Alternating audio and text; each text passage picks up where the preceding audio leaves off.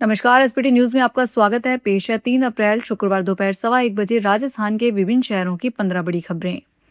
सबसे पहले एक नजर डालते हैं आज की हेडलाइंस पर।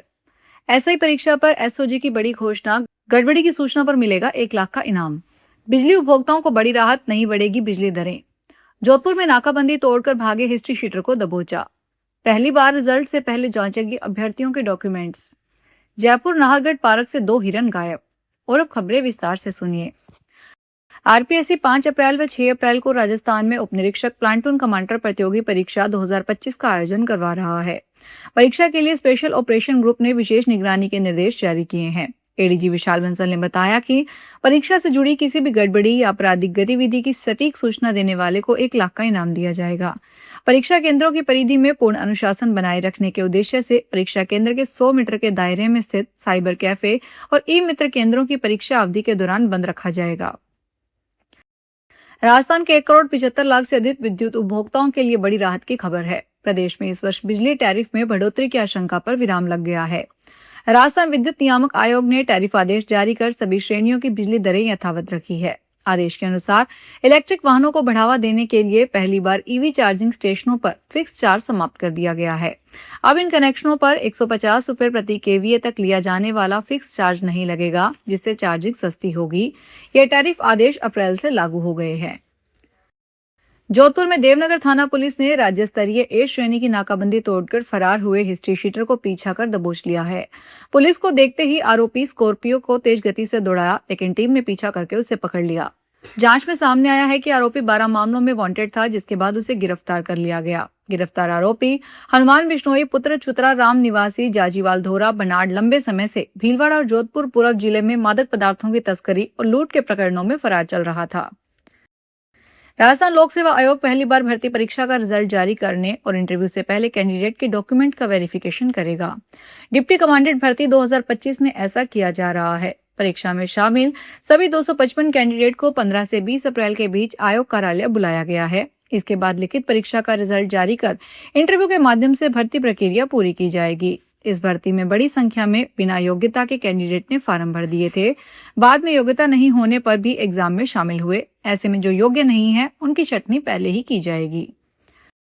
नाहरगढ़ बायोलॉजिकल पार्क एक बार फिर सुरक्षा व्यवस्थाओं को लेकर विवादों से घिर गया है। पार्क से हिरण प्रजाति का संरक्षित वन्यजीव बार्किंग हियर रहस्यमय तरीके से लापता हो गया है।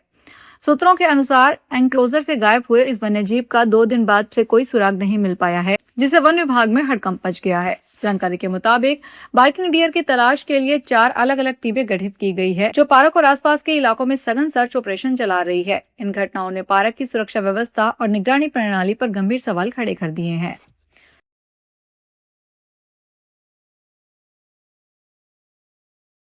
इधर सरकार ने फ्लाइट में कम से कम 60% सीटें मुफ्त देने के फैसले को फिलहाल रोक दिया है। मीडिया रिपोर्ट्स की माने तो मंत्रालय ने इस आदेश को अगले निर्देश तक स्थगित कर दिया। दरअसल पहले सरकार ने यात्रियों को राहत देने के लिए एयरलाइंस को हर फ्लाइट में 60% सीटें बिना अतिरिक्त शुल्क देने के कहा था, लेकिन एयरलाइन और इंडस्ट्री संगठनों ने इस पर आपत्ति जताई थी।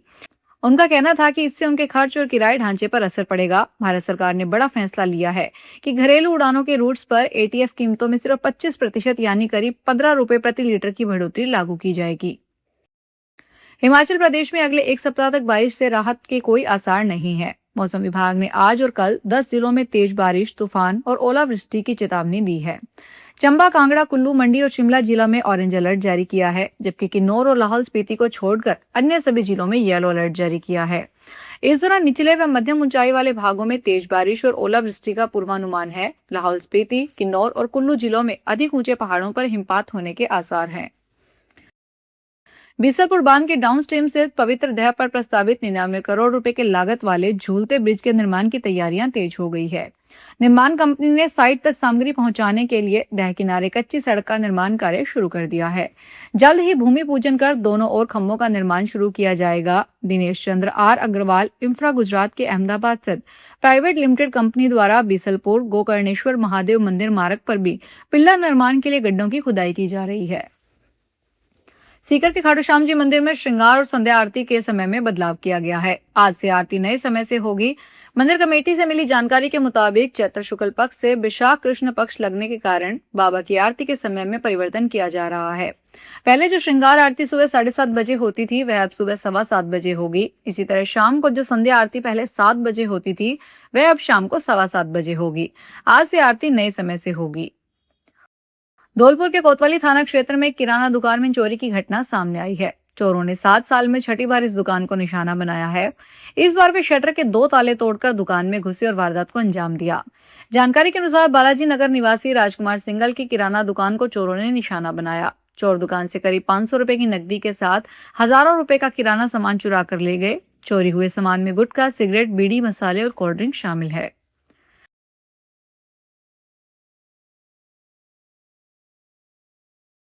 सड़क और नालों के निर्माण की गुणवत्ता सुधारने के लिए अब एआई और बिग डेटा एनालिटिक्स का सहारा लिया जाएगा। उत्तर प्रदेश में शुरू की गई सड़क सुरक्षा की एआई आधारित पायलट परियोजना के मॉडल पर राजस्थान में भी काम तेज हो गया है। इसी क्रम में अलवर यूआईटी ने शहर की सड़कों और नालों की एआई मैपिंग करवाने का काम शुरू किया है। इस कार्य पर पहले चरण में 10 लाख रुपए खर्च होंगे। इस नई तकनीक के तहत यूआईटी डिजिटल नक्शे तैयार करवाएगी, जिनमें हर निर्माण कार्य से जुड़ी महत्वपूर्ण जानकारी दर्ज होगी। राजस्थान राज्य पथ परिवहन निगम ने जयपुर और सीकर से सालासर बालाजी के दर्शन करने वाले भक्तों को बड़ी राहत प्रदान की है। निगम के विद्याधर नगर डिपो से सालासर बालाजी के लिए एक नियमित रोडवेज बस सेवा का शुभारंभ किया गया है।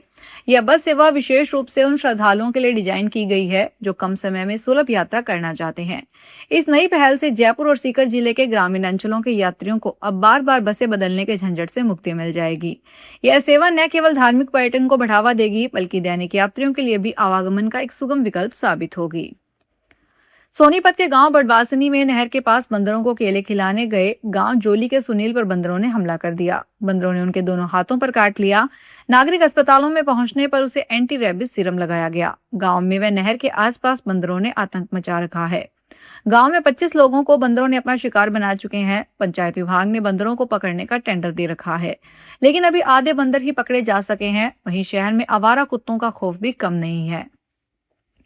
प्रधानमंत्री नरेंद्र मोदी ने गुड फ्राइडे के अवसर पर देशवासियों को शुभकामनाएं दी। उन्होंने अपने संदेश में कहा कि यह दिन ईसा मसीह के बलिदान की याद दिलाता है और हमें उनके बताए मूल्यों पर चलने की प्रेरणा देता है।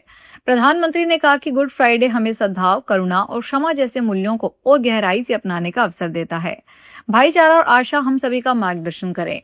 उपराष्ट्रपति सीपी राधाकृष्णन ने सोशल मीडिया प्लेटफॉर्म एक्स पर लिखा कि गुड फ्राइडे का यह पवित्र दिन हमें यीशु मसीह के बलिदान की याद दिलाता है और उनके प्रेम, करुणा और क्षमा के शाश्वत संदेह का चिंतन करने का अवसर देता है।